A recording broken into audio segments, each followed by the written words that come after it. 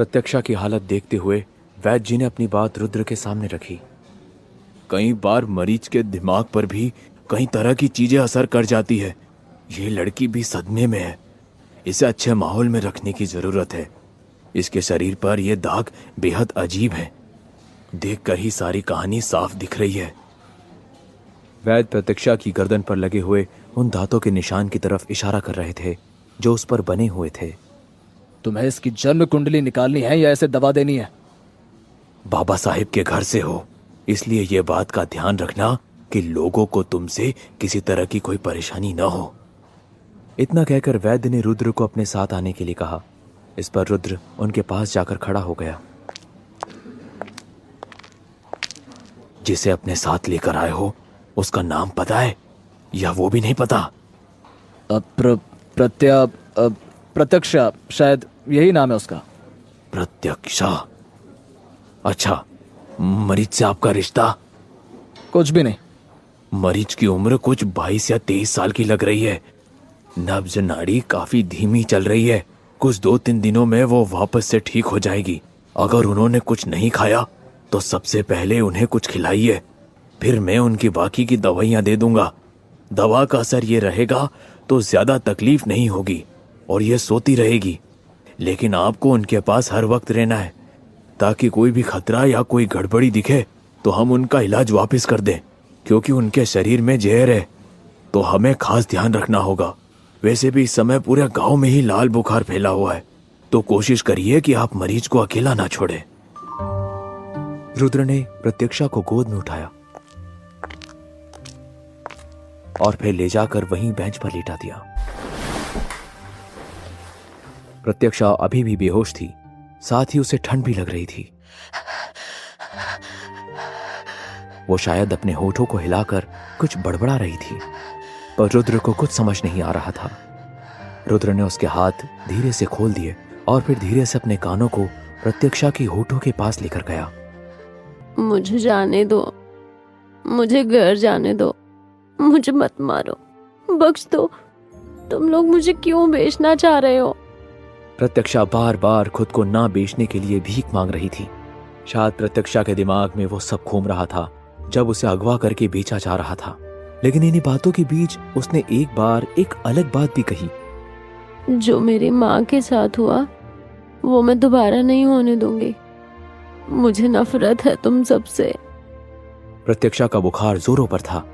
इस पर रुद्र ने जल्दी से उसके हाथ पैरों को पोंछना शुरू किया।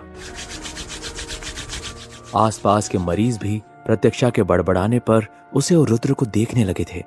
इस पर रुद्र ने माथा सिकोड़ते हुए उन मरीजों से कहा, शांति से दूसरी तरफ मुंह करके सो जाओ तुम लोग। इस लड़की की तरफ या मेरी तरफ देखने की कोशिश भी की ना तो अपनी आंखों का इलाज करवाना पड़ेगा। धीरे धीरे शाम से गहरी रात होने लगी थी और उसका बुखार कम होने का नाम नहीं ले रहा था। हालांकि प्रत्यक्षा को दवा दी जा चुकी थी, लेकिन प्रत्यक्षा ने अभी भी कुछ नहीं खाया था। इस पर दवा खाने में काम करने वाले एक कर्मचारी ने रुद्र के पास आकर कहा,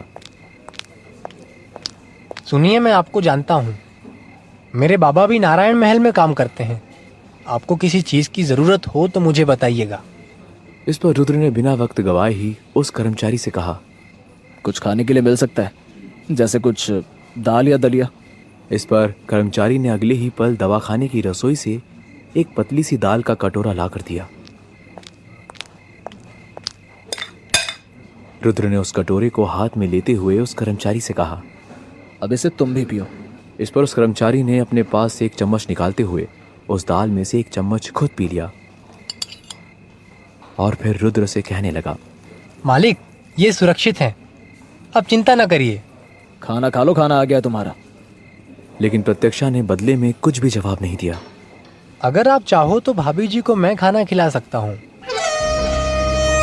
इस पर रुद्र ने उसे घूर कर गुस्से में देखा, लेकिन कर्मचारी ने अपनी बात को समझाते हुए कहा, क्योंकि ये खुद अभी होश में नहीं है, या फिर दवा का असर है और ये नशे में है। एक काम करिए ना, आप इनका सर अपनी गोद में रखें और फिर धीरे से इनका मुंह खोलकर दाल का चमचा इनके मुंह में डाल दें, वरना तो ये खाना नहीं खा पाएंगे।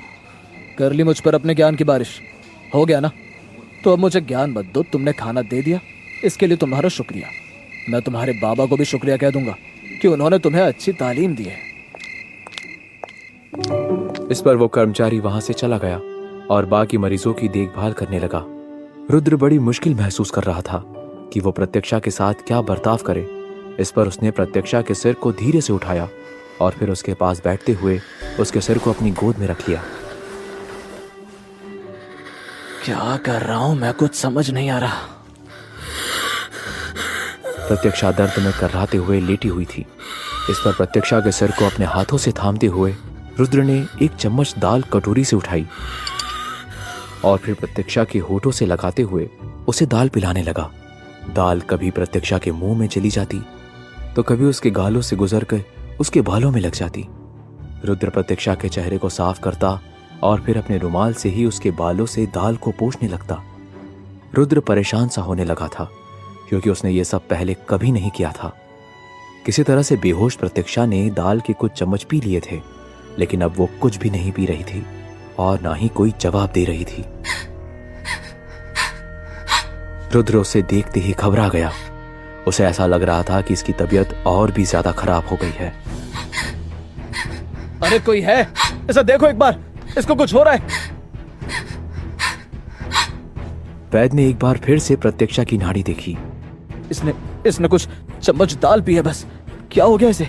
ना ना, शरीर में अनाज गया है ना, अब उसकी गर्मी से सब ठीक हो जाएगा। इनका बुखार भी ठीक होने लगेगा और उन्हें दर्द भी ज्यादा महसूस नहीं होगा। आप परेशान न हो। वैद्य वहां से चले गए। इस पर रुद्र ने प्रत्यक्षा के सिर को अपनी गोद में ही रहने दिया और फिर एक बार फिर से उसके शरीर पर पट्टी करने लगा। रुद्र का ध्यान प्रत्यक्षा की गर्दन पर बने उन दांतों के निशान पर गया जो गहरे काले रंग के हो चुके थे। रुद्र की नजर प्रत्यक्षा के माथे की तरफ गई। उसने देखा कि प्रत्यक्षा ने अपनी दोनों भौवें समेट रखी थी, जैसे वो परेशान या बेचैन हो। इस पर रुद्र ने उसके माथे को देखते हुए धीरे से अपनी एक उंगली प्रत्यक्षा के माथे की तरफ बढ़ाई और फिर उंगली को प्रत्यक्षा के दोनों भौवों के बीच में रखकर उसे हल्का हल्का सा सहलाने लगा।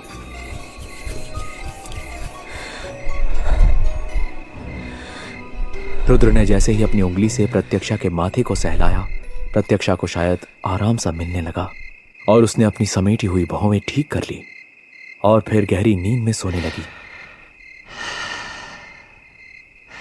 प्रत्यक्षा गहरी नींद में सो रही थी कि तभी उसने धीरे से अपना हाथ आगे बढ़ाया और रुद्र के हाथ को धीमे से थाम लिया। प्रत्यक्षा के हाथ थामने पर रुद्र ने अपने हाथ को प्रत्यक्षा के हाथ से छुड़ाने की कोशिश की, लेकिन जितना वो अपने हाथ को प्रत्यक्षा के हाथों से खींचता, प्रत्यक्षा उतनी ही तेजी से उसके हाथ को खुद से और भी ज्यादा चिपका ली थी। इस पर रुद्र ने गहरी सांस लेते हुए इधर उधर देखा। कोई भी रुद्र को नहीं देख रहा था। रुद्र ने अपने हाथ को एक बार फिर से खींचकर प्रत्यक्षा के हाथों से दूर करना चाहा, लेकिन इस बार प्रत्यक्षा ने रुद्र के हाथ को छोड़कर एक करवट ली और रुद्र की गोद में ही सर रखकर उसे अपनी बाहों में पूरी तरह से जकड़ लिया। नजारा कुछ ऐसा था कि रुद्र बैठा हुआ था, प्रत्यक्षा का सिर उसकी गोद में था और करवट लेते ही प्रत्यक्षा ने रुद्र की तरफ सिर घुमाया और अपने दोनों ही हाथों को आगे बढ़ाते हुए रुद्र की कमर को अपने घेरे में ले लिया।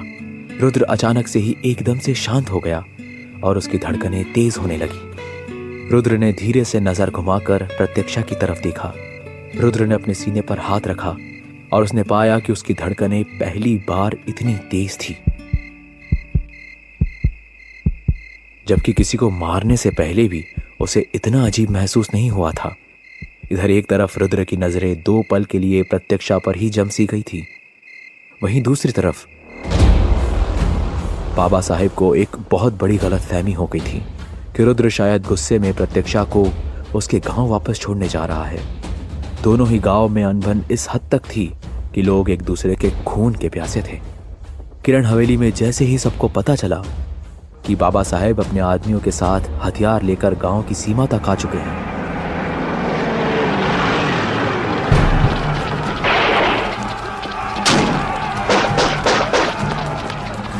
और वो सीधा किरण हवेली में आ रहे हैं, सबके होश उड़ गए।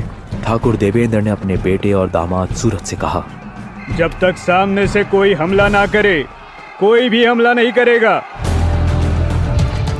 अपने हथियारों को अपने हाथ में रखो। इशारा मिलने के बाद या कोई हरकत के बाद ही प्रतिक्रिया देना। समझ रहे हो ना मैं क्या कह रहा हूं?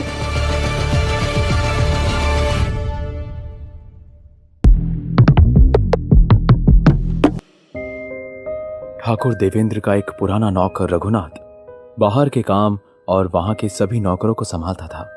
उसने ठाकुर देवेंद्र से कहा, मालिक, मुझे ऐसा लगता है कि प्रतीक्षा बिटिया को चारा बनाने की तलाश में वो लोग, अगर प्रतीक्षा बिटिया को कुछ खतरा हुआ तो।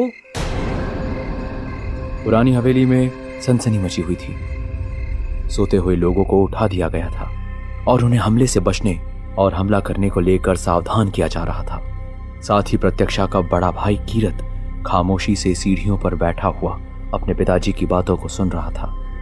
मुझे ऐसा नहीं लगता। उन्हें हमला करने के लिए प्रतीक्षा का सहारा लेने की क्या ही जरूरत होगी भला।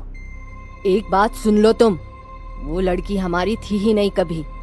उन लोगों की गलत फहमी है ये कि उसको चारा बना के किरण हवेली के शेरों को हरा पाएंगे। अंदर बात चल रही थी कि तभी एक नौकर बाहर से भागते हुए हवेली के अंदर आया। मालिक, बाबा साहब ने सीमा पार कर ली है। उन्होंने वहां मौजूद मजदूरों को बंदी बनाकर एक कमरे में डाल दिया। साथ ही वो हवेली की ओर तेजी से बढ़ रहे हैं। उनके साथ काफी आदमी है मालिक। मारा नहीं आदमियों को? उसकी इतनी हिम्मत ही नहीं है। जान नहीं ली? नहीं मालिक, बस जो लोग सीमा पर पहरा दे रहे थे उन्हें कैद कर लिया और कोई नुकसान नहीं पहुंचाया। आप कहें तो रास्ते में बारूद बिछा दे, सब के सब एक साथ में उड़ जाएंगे। इस पर रघुनाथ ने उस नौकर के मुंह पर एक जोरदार तमाचा जड़ते हुए उससे कहा, जब दुश्मन खामोशी से आगे बढ़ रहा है तो खून खराबा क्यों चाहते हो तुम? वैसे दुश्मनी तुझे काफी नहीं लग रही है? यहाँ खड़े हर आदमी से कह रहा हूँ, कोई भी उस गांव के एक आदमी पर हाथ नहीं उठाएगा। मालिक की इज्जत का सवाल है और साथ ही मासूम लोगों की जिंदगी का। ए रघु, शराफत वहाँ दिखाना चाहिए जहाँ सांप जहरीला ना हो। लेकिन हमारा मानना है कि सांप चाहे कितना भी छोटा क्यों ना हो, जहरीला ही होता है। लेकिन ये बात गजब की है कि उसने किसी की जान नहीं ली। गांव के बीच से गुजर रहा है लेकिन सब सुरक्षित है। जाकर देखो मामला क्या है। अरे यार, ये लोग कितनी शराफत क्यों दिखा रहे हैं? मैं तो कहता हूँ मौका अच्छा है। दुश्मन अपने दरवाजे पर आ रहा है, उसे फंसाकर उसकी जान ले ली जाए तो बुरा क्या है इसमें भला? मेरे पल्लू के पीछे छुपने की जरूरत नहीं है तुम्हें। यही बात बाबा के सामने रखो ताकि उनको भी तुम्हारी काबिलियत दिखे। मर्द हो, आगे बढ़ो। मैं यहाँ दादी से बात करूंगी। अब तुम जाओ बाबा के साथ। समझ रहे हो ना कि तुम्हें क्या करना है? बाबा, बड़े भैया, मुझे लगता है अब हमें चलना चाहिए। दुश्मन को हवेली के बाहर ही रोक लेना चाहिए। यहाँ खड़े होकर ये सब बातें करने का वक्त नहीं रहा। और वैसे भी ये बात सही है, दुश्मन जब अपने दरवाजे हमला करने आए, वो भी हथियारों के साथ, तो उसका स्वागत सत्कार नहीं करना है।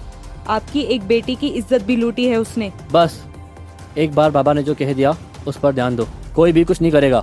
और अब चलो, मैंने अपने आदमी पहले ही भेज दिए थे और वो उन्हें रोक कर रखेंगे। और अब हमें चलना चाहिए। लेकिन भैया, इससे पहले कि सूरज कुछ बोलता, कीरत ने उसकी तरफ घूरते हुए देखा। सूरज खामोश हो गया। ठाकुर देवेंद्र अपने आदमियों के साथ हवेली के बाहर पहुंचे। हवेली के बाहर एक बहुत बड़ा आंगन था जिसके बाद हवेली का गेट लगा हुआ था। किरण हवेली के बाहर अचानक से ही आवाज आने लगी। हवेली के सभी लोगों ने देखा कि कुछ 10 से 15 जीप आकर हवेली के दरवाजे पर रुक गए।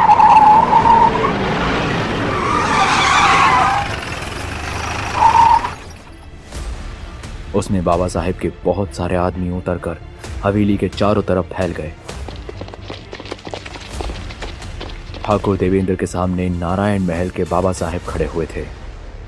स्वागत है तुम्हारा यहाँ। बताओ, हमें परेशान करने की कुछ खास वजह है? बाबा साहेब गुस्से में आगे बढ़ते हुए बिना वक्त गवाए हवेली के दरवाजे पर ही खड़े होकर देवेंद्र से बोले, ए सूर्या, तुम्हारा स्वागत सत्कार लेने नहीं आए हैं इतनी रात को। ये बताओ, हमारा रुद्रा और हमारी बिटिया कहाँ है? बाबा साहेब की बात सुनकर देवेंद्र, कीरत और सूरज तीनों ही चौंक गए। इससे पहले कि कोई कुछ बोले, किरण अम्मा अंदर से ही चिल्लाते हुए बोली, अरे हम का जाने, तुम्हारा वो पाला हुआ जानवर और उसकी महरारू कहाँ गई? घर में तुम्हारे थे, लेकर उसे तुम गए थे, तो जो किया होगा तुमने ही किया होगा ना उसके साथ। अब यहाँ का ढोंग रचाने आए हो। जिस घर में आप जैसी औरत हो ना माँ जी, उस घर में कभी कुछ सही हो ही नहीं सकता। खैर, बहसबाजी के मूड में हम हैं ही नहीं, और औरतों के मुंह लगना हमें पसंद नहीं। बोलो सूर्या, तुम बोलो, तुम्हारा बोला हुआ शब्द ही हमारे लिए सच होगा। कहाँ है हमारा रुद्रा? तुम्हारी बिटिया को लेकर तुम्हारे घर आया था, तुम बताओ कहाँ है वो दोनों? देखो चौहान, वो दोनों यहाँ नहीं आए हैं। मुझे बताओ पहले पूरा मामला क्या है। क्यों बाबा, मामला क्यों पूछ रहे हैं आप? वो लड़की इनके घर गई थी, अब ये उसे मारे या कुछ भी करें, हमें क्या लेना देना। मुंह बंद। जब यहाँ बड़े खड़े हैं और बात कर रहे हैं तो तुम्हें बोलने की जरूरत नहीं है। और चौहान, तुम, यहाँ कोई नहीं आया है, मामला बताओ। इतने आदमियों को लेकर यहाँ काहे आए हो? मार दिया क्या हमारी बिटिया को, जो यहाँ खबर करने आ गए? हम मार देंगे उका। अगर यहाँ नहीं आए वो दोनों तो कहाँ गए? देखो सूर्या, तुम्हारी लड़की को ब्याह के लेके गए थे हम, अब वो हमारे घर की धरोहर बन गई है। नुकसान पहुंचाने में तुम सबका भरोसा नहीं है हमें। अगर उसकी फिक्र होती ना तुमको, तो उसको हमारे गांव में नहीं भी आते। तो इतना तो हमें पता है कि अगर दोनों तुम्हारे सामने आए हुए होंगे तो तुम्हें भी दुश्मनी निभाए बिना चैन ना पड़ा होगा। अब शराफत से बताओ कि दोनों बच्चे कहाँ हैं? तुम गलत समझ रहे हो। वो दोनों यहाँ नहीं आए हैं, और तुम भी जानते हो कि हम झूठ नहीं कहते। हमारी बात गांठ बांध लो सूर्या, हमने अपने आप को बहुत रोक रखा है। अगर रुद्रा, बहुरिया या हमारे गांव के एक आदमी का भी बाल बाका हुआ तो तुम्हें बहुत बहुत बहुत गहरे नुकसान पहुंचाएंगे। ये किरण हवेली में सिर्फ लाशें बिछी मिलेंगी, और उनका अंतिम संस्कार करने के लिए एक हाथ सलामत ना रहेगा। बाबा साहेब अभी गुस्से में थे। उन्होंने किरण अम्मा और देवेंद्र को देखते हुए वहां मौजूद सभी लोगों से कहा, अब उस लड़की का तुम लोगों में से कौन लेना देना नहीं रहा। अब उस पर नारायण महल का हक है, और इसका एक चेतावनी समझकर सुन लो कि बाकी दुनिया में चाहे जहां होंगे वो दोनों, हम उन्हें ढूंढ निकालेंगे। बाबा साहेब जैसे ही मुड़कर वहां से वापस जाने लगे, वैसे ही किरण हवेली का एक आम सा नौकर अचानक ही अपने पास से धारदार हथियार निकालकर बाबा साहेब पर हमला कर बैठा। बाबा साहेब पर हमला होते ही उनके एक आदमी ने बाबा साहेब को अपनी तरफ खींच लिया। इसमें बाबा साहेब तो बच गए, लेकिन सामने पड़े नौकर के कंधे पर चाकू जा लगा। बाबा साहेब, जो हमेशा हाथ में लकड़ी लेकर चलते थे, उन्होंने उस लकड़ी को खींचकर उस लकड़ी के अंदर से एक चाकू निकाला और फिर सामने खड़े उस हमलावर नौकर के गले पर रखकर उस चाकू को जोर से रेत दिया। हमला करने वाला नौकर अगले ही पल जमीन पर मरा हुआ पड़ा था। इस पर किरत ने जोर से चिल्लाकर वहां के गर्म हो चुके माहौल को शांत करते हुए बोला, कोई कुछ नहीं करेगा, मना किया था ना, कोई किसी पर हमला नहीं करेगा। इस आदमी को किसने बोला? किसका आदमी था ये? रे दिखा दी ना औकात। अभी इतनी भी उम्र ना हुई तुम्हारी जो मर्दानगी भूलकर पीठ के पीछे से वार करवा रहे हो। जा रहे हैं हम और देखते हैं कि कैसे तुम हम पर वार करते हो। अब हमला करने वाले नौकर की जान लेने के बाद बाबा साहेब वहां से चले गए। जीप का काफिला उनके साथ ही वहां से रवाना हो गया।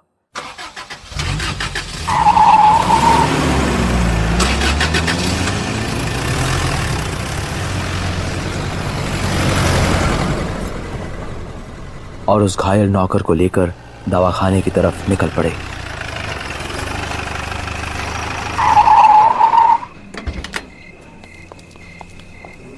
दवाखाने पहुंचते ही बाबा साहेब के दो नौकर उस घायल नौकर को उठाकर अंदर वैद्य जी के पास लेकर गए।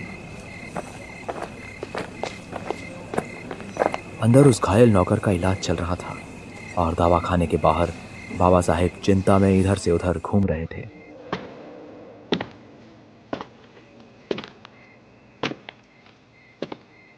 तभी एक नौकर उनके पास आया। और उनके कानों में कुछ कहने लगा। बाबा साहेब नौकर की बात सुनते ही बिल्कुल हैरान रह गए। इस पर वे जल्दी से दवाखाने के अंदर गए और जाते ही उन्होंने देखा कि प्रत्यक्षा और रुद्र दवाखाने में ही शांति से बैठे सो रहे थे। प्रत्यक्षा लेटी हुई थी, उसका सिर रुद्र की गोद में था। प्रत्यक्षा के माथे में चोट पर मरहम पट्टी लगी हुई थी और वो भी गहरी नींद में सोई हुई थी। वहीं पर रुद्र अपने एक हाथ से प्रत्यक्षा के चेहरे को थामे हुए और दूसरे हाथ से प्रत्यक्षा के बालों को सहलाते हुए ही सो गया था। मालिक, आप कहें तो रुद्र को उठा दूं? इस पर बाबा साहेब ने सर हिलाकर उस नौकर को मना किया और बाहर चलने का इशारा किया। नहीं, कौनो जरूरत नहीं है शोर मचाने की कि हमें यहाँ देखा। यहाँ जो भी देखा तुमने और अभी अभी उधर हवेली में जो कुछ भी हुआ वो सब कुछ भूल जाओ। रुद्रा को कभी भी पता नहीं चलना चाहिए कि अभी अभी आज क्या हुआ था।